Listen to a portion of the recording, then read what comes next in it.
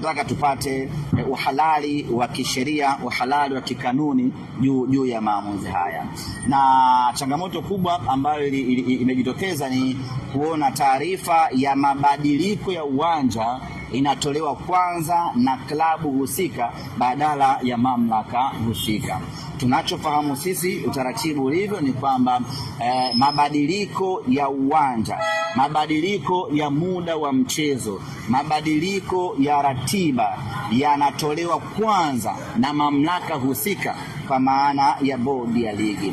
Haijawahi kutokea hilo mara ya kwanza. Klabu inatangaza mabadiliko ya uwanja kabla ya mamlaka husika, kwa maana ya bodi ya ligi. Hapo ndiko ambapo sisi tunaona ipo shida, na tukaomba kupata ufafanuzi kutoka kwa bodi ya ligi, na bodi ya ligi ikatujibu, na mambo yanakwenda muswani. Kwa hiyo sisi kwetu hatuna changamoto yoyote, tunataka tu kupata ufafanuzi, mambo mengine yaendelee.